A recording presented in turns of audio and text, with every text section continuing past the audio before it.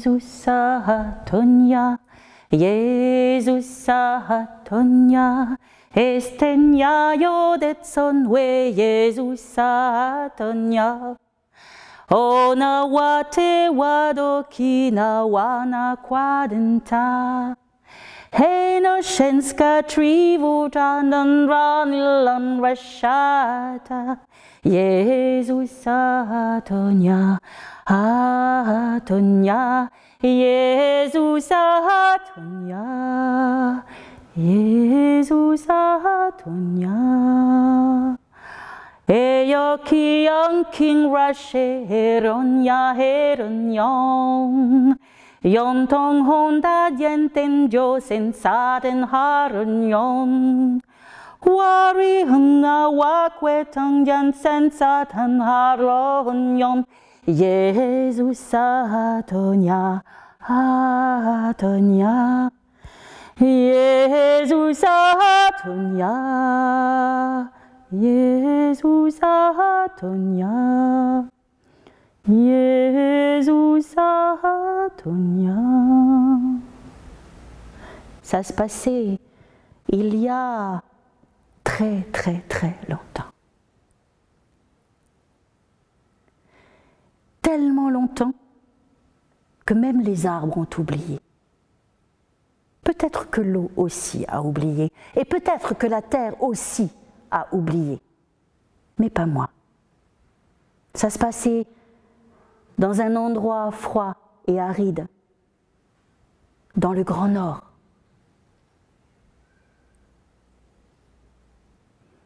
Cette année-là, il faisait vraiment très froid. La neige tombait en petits flocons serrés. Le vent soufflait.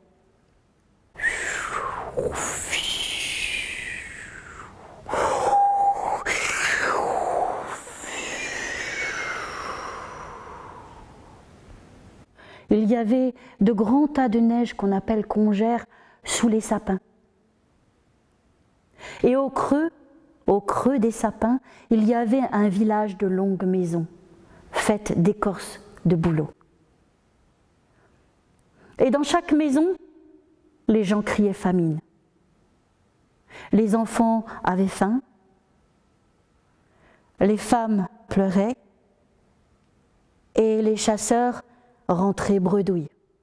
Rien, aucune proie ne venait se présenter à eux. Bien sûr, ils avaient eu des réserves, mais elles étaient épuisées depuis longtemps. Alors, les chasseurs sont partis voir le chaman. Ils ont gratté à sa porte, et à peine il a ouvert, il a fait « Je sais pourquoi vous venez ». Tout le monde sait que les chamans devinent tout. Je vais méditer, je vais prier, et je vais demander au grand esprit pourquoi il nous réserve une telle situation pour cet hiver. Alors les chasseurs sont repartis. Le chaman est allé dans la hutte de sudation. Il s'est lavé, étrié, rincé pour être bien pur. Et puis il est allé dans la hutte tremblante. Il a appelé tout le village et tout le village était autour. À le regarder trembler, parler à une entité qu'il ne voyait pas. Le vent continuait à souffler. Et la terre tremblait. Cela a duré très longtemps. Et lorsque le chaman est enfin sorti de la hutte tremblante, il a demandé aux chasseurs de venir avec lui. Il s'est installé près de son feu, il a sorti une bourse et leur a dit ceci. Les esprits ne sont pas heureux. Vous les avez oubliés. Lorsque vous chassez, vous ne remerciez personne. Vous les oubliez, ceux que vous chassez. Il faut les remercier. Et quelqu'un ne l'a pas fait. Alors ils sont en colère, mais ils sont prêts à faire quelque chose pour vous. Dans cette bourse, chacun d'entre vous va tirer un animal, un seul. Demain, à la première lueur de l'aube, vous allez chasser cet animal. Mais attention,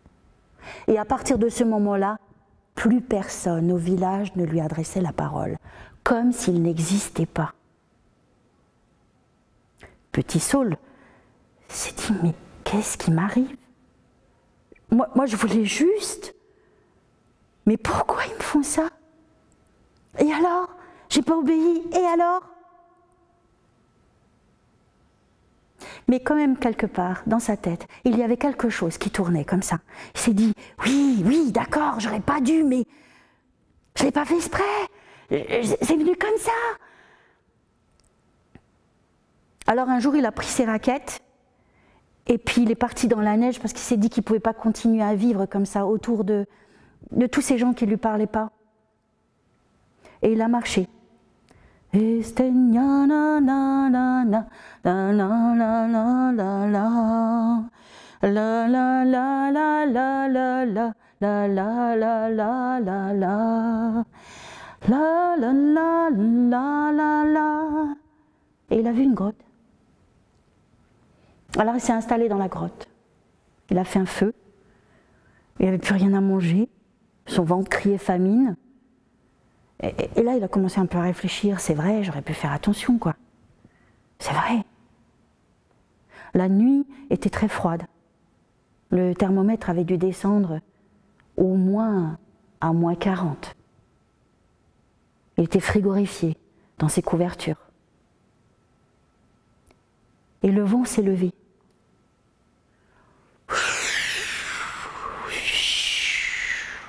Et dans le vent, il a entendu une voix. Petit Saul, écoute-moi, petit Saul. Moi, je peux te sauver. C'est qui me parle?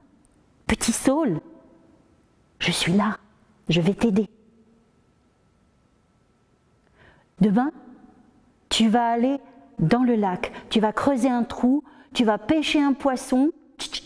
Ne dis rien, petit Saul. Tu vas faire ce que je te dis. Tu vas creuser le trou, tu pêches le poisson, tu te fais à manger avec ce poisson. Bien, petit Saul, d'accord. Et puis, tu prendras une arête du poisson. Et avec cette arête, tu vas faire une flèche. Et quand tu auras fait cette flèche, le lendemain, tu vas partir au-dessus de ta caverne. Il y a un ours qui dort. Et ta flèche le tuera. Mais attention, petit Saul, tu ne toucheras à rien. Tu n'en mangeras pas. Tu n'utiliseras pas sa fourrure. Tu n'utiliseras pas ses griffes. Tu demanderas à tous les villageois de venir se servir. Il ne devra rien rester. Une fois que tout sera nettoyé, tu prendras les os de l'ours, les arêtes du poisson, tu iras creuser un trou dans le lac et tu les jetteras dedans. Alors petit Saul a fait ce qu'on lui avait demandé. Il ne comprenait pas pourquoi on me lui demandait, mais si ça pouvait arranger les choses.